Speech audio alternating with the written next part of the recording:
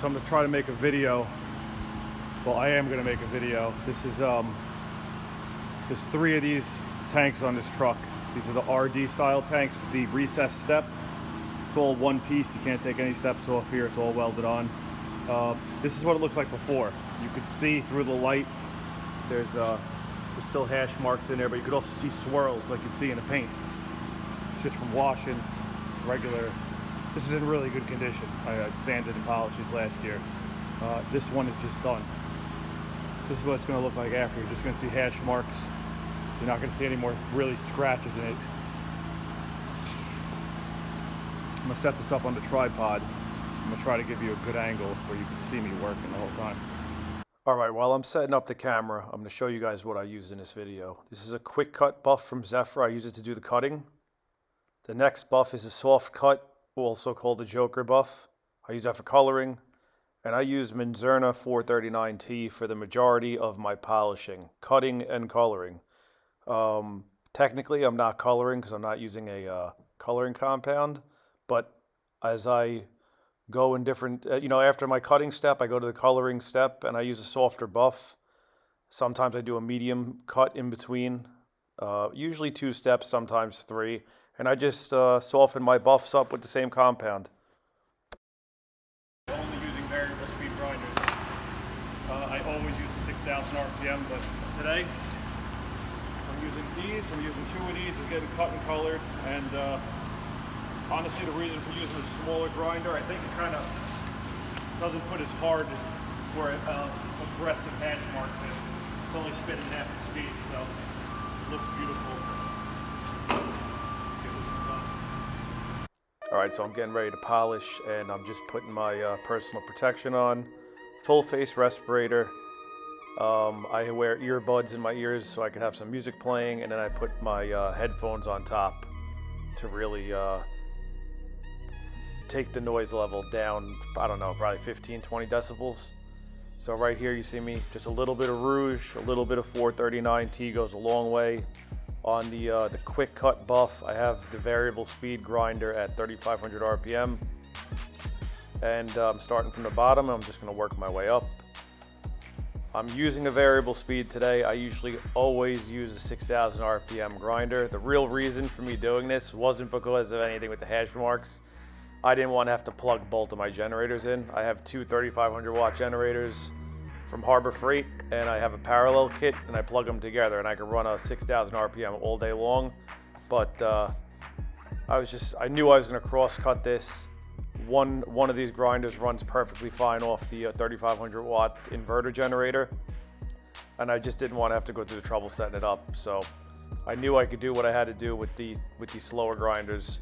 And that's what I did. I just go about it. So this is cross cutting right here. It's on like a 45 degree-ish or maybe like a 60 degree angle. And I'm working against the grain. I'm not going straight up right now. Trying to cut scratches out, generating some heat and work in the area, side to side. I try to stay the exact same pass height as I'm doing these cross cuts. So once I get up to the top, let's see if I start right back at the bottom and I go straight. Yep. So now I'm going to have the pad straight up. And the reason for doing this is because I want the hash marks to be in the direction that they're going to be when I'm coloring. If I just left it cross cut and had the hash marks looking all choppy on like that 45 degree angle, and then I tried to color it like this, you would see the hash marks from the stiffer buff in your coloring. You know, when you're done coloring, you'd still see the ghosting of those hash marks. So whatever polishing steps you're doing, you have to end in the same direction as your final color. That is the most important thing I could tell you when it comes to buff positioning and finishing the polishing process.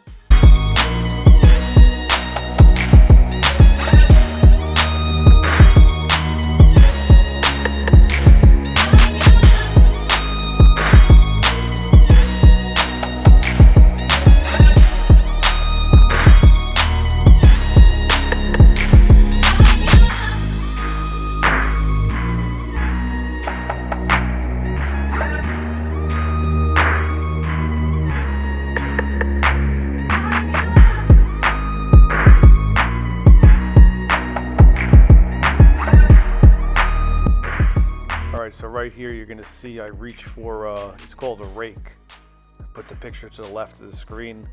And you use this to rake out your buff. I barely touch it.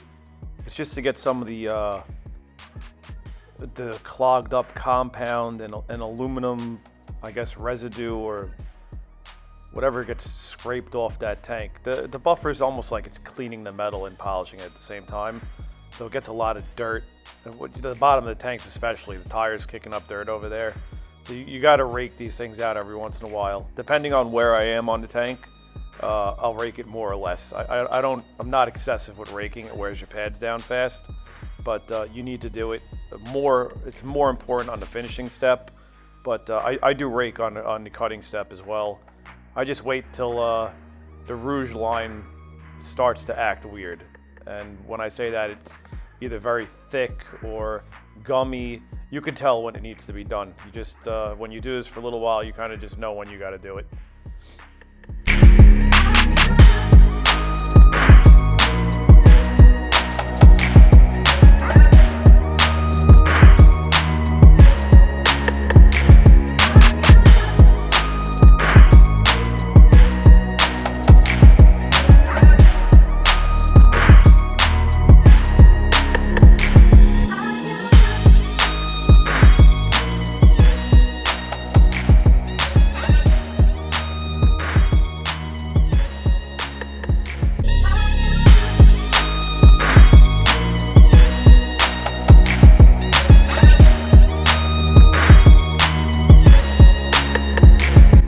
So on the front of the tank end, you're going to see me hold the grinder upside down.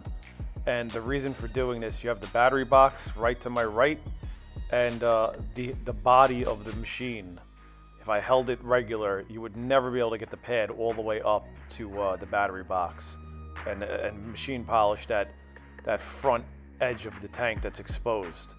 And if you try to do it all by hand, especially over there, you get the wind burn from the rocks kicking up. So it's just a trick. You hold it upside down. Just be careful. You know, if you catch the edge of anything with the grinder, it's going to want to rip it out of your hands. And if you're new to doing this, it will rip it out of your hands.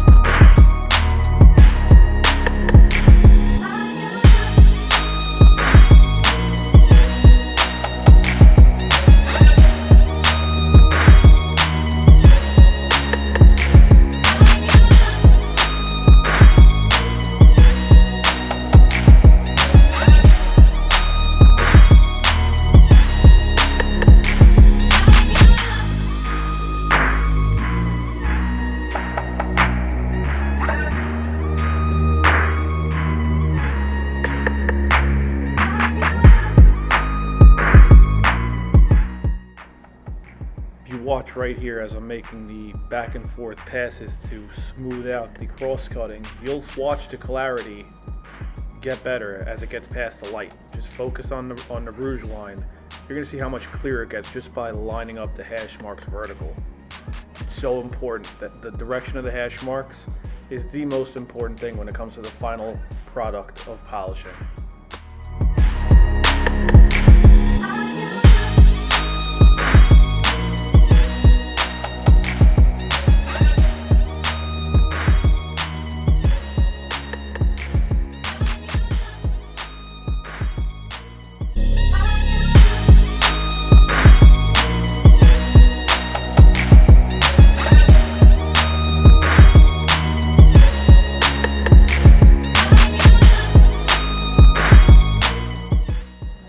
So now I'm getting into the step and the recessed area of the tank, and this is pretty important. You'll see I do everything pretty much to the right when I'm cross cutting and back to the left, and I'm ambidextrous with the grinder, meaning I can hold it with my left hand right underneath the buff, or my right hand on top of the head like right here. You got to be able to do both of these angles. I will give Evan credit. This is the most important thing that he taught me back in the day when I used to work with him a little bit. And you know, it is what it is. I don't really talk to him anymore, but he did teach me how to hold the grinder with both hands, and I thank you for that. So right here I'm working the step tread, and you'll see I go both directions. You got to make sure when you're doing this and the grinder's on such a severe angle that you don't accidentally touch the aluminum backing plate to the side of the tank. It's very easy to nick the recessed area, especially in the corner where the step meets, or basically that little space in between the step and the sidewall of the tank. You will end up nicking that little spot by accident when you're digging the buff in there to try to get all the way down underneath the step. I usually conquer that area with the coloring step. The pad's softer and it can really flex in there, and I maybe have it spin at 1,000 RPM possibly. So you're going to see you got to do this in a pattern, and you have to do it the exact way or it's not going to look right. So you got to do the step treads first, and as you're doing the step treads, you're going to be nicking the side and the back portion of the recessed area. There's no way you're not going to do that, because you have to get the grinder on extreme angles to get every little area in between those little raised circles, the step treads. After that, you're going to see I just run up the edges directly to the right of the tank strap, and then on the right side of the recessed area. I do all the work, all the hard cutting. I get this out of the way first. So right here I'm cross cutting the top step. I'm just taking my time. There's usually never going to be as many scratches on the passenger side as the driver's side, because barely anybody's getting in on this side.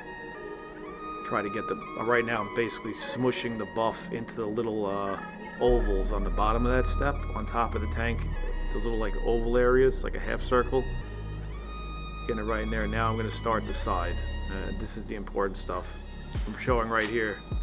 I knew I was going to do this in the video. I'm pointing to the aluminum backing plate, and I'm showing you if you're not careful with that angle, you will nick the side of the tank, and it's going to put a scratch in there that you're going to have to use 180 grit sandpaper to take out.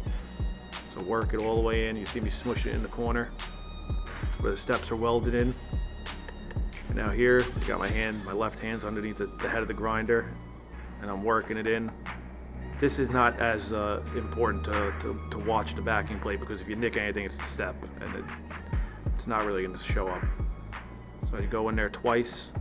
Now I'm kind of smushing it into the corner. After I get the sides done, I'm going to go right to the back. And I hold this left hand under the head, and I'm going basically little chops, just like this, to try to get that lower portion. So I basically have the aluminum backing plate touching the step treads. Now I'm going to go smushing it as hard as I could to try to get the passes as low as possible. I work my way to the top.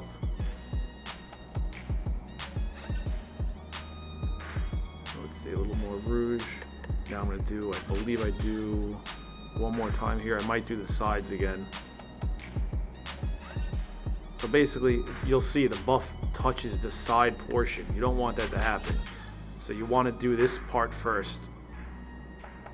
Right here, I'm just trying to cut. And I'm sorry, but I gotta make this a long voiceover so I can kind of do step by step through it and teach.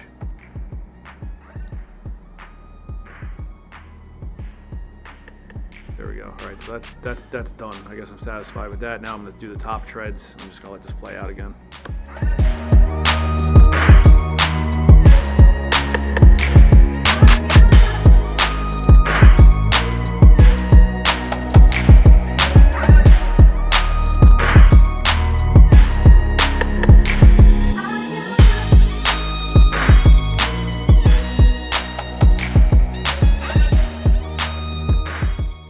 Alright, so right here I'm working on the top step, and you're going to see getting the, it's like basically the corner. That's the top corner I'm working on right there.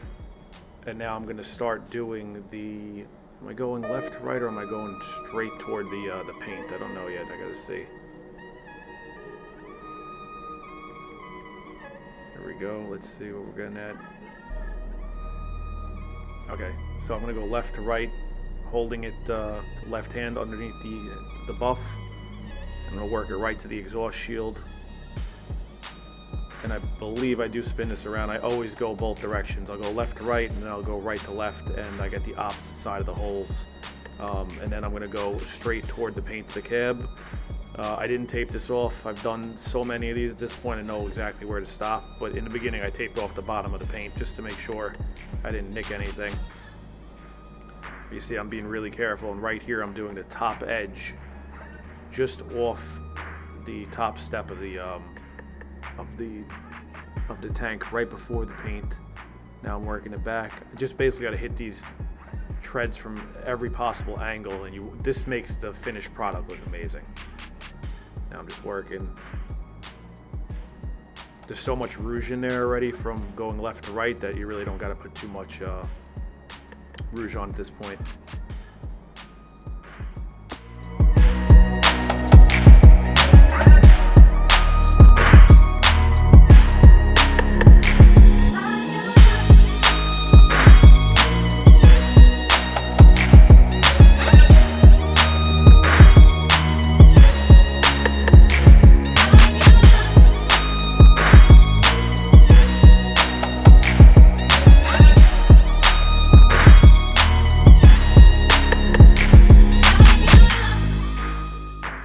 This is the coloring step. I'm starting. I just raked it out. Just a little bit of Menzerna on there. It's a greasy compound. I never really talked about this, but it's a very greasy compound. A little bit goes a long way, and especially when I'm coloring. This is how I color. 90% of my work I use the exact same compound. I just go to a softer pad, and I don't do super soft white. I like to still have a little bit of rigidity in the pad. Green, the Joker pad from Zephyr, it's also called the smooth cut, is perfect. Stiff enough, but still soft enough. Like I can put some pressure on it, fan it out, and it's not leaving intense hash marks. There's still hash marks in my work. I'll never say there aren't, and I don't claim to ever say there aren't, but they're very uniform and they look right. When you look at it in the sunlight, it doesn't ever look bad.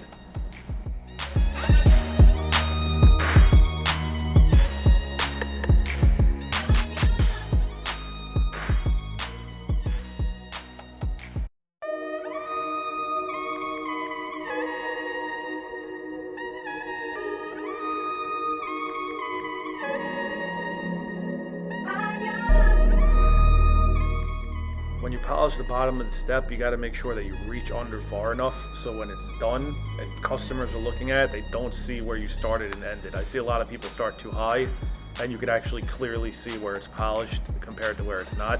So always keep that in mind. Make sure you're going under far enough. You got to really reach under there.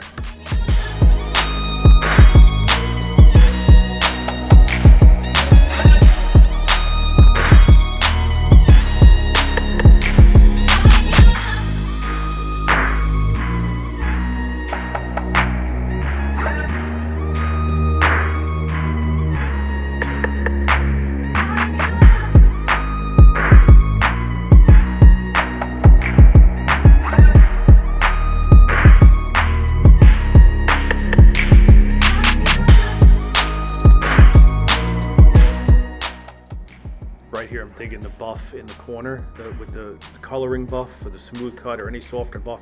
You could really work it into that edge in between the step and the sidewall of the tank. I ran the front or the center section first just to kind of lighten up the hash marks. Now I'm doing the sides, both sides. Now I'm going to smush the buff really hard right there. Got to spin in slow with the trigger. And I'm just going to work it up and try to get the hash marks to look really nice on that center area. So that's done. Run the side real quick, run the side real quick on the side of that weld. Then I'm going to go to the right portion underneath the fuel tank and work my way up there.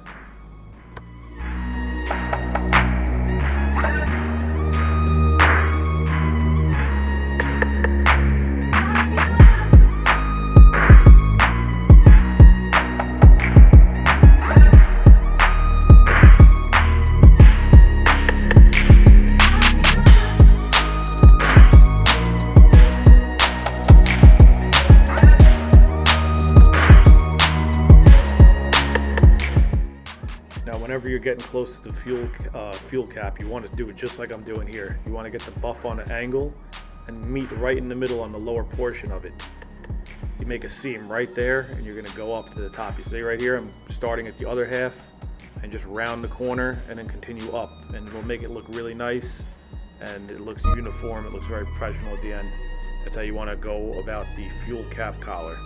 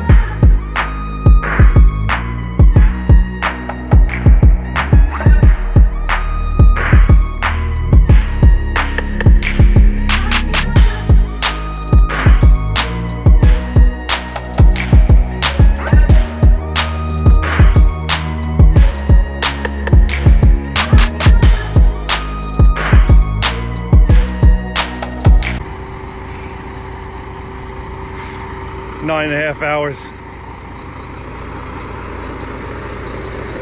Number 26. It's a really nice truck. I polished this last year. Today I didn't have to sand anything today. I just cut and colored the tanks, hand polished the wheels, hand polished the diamond plate fenders, hand polished the toolbox, and I used HD Speed on a dual action Dewalt cordless polisher to do the paint, and it took all the haze and the oxidation out and it gave it the depth, and it looks beautiful again. This is sick RD. I actually made a video on how to polish RD tanks. I've done a lot of these, a lot of the show trucks, so I figured I would help someone that's having trouble with it, and it's what it is.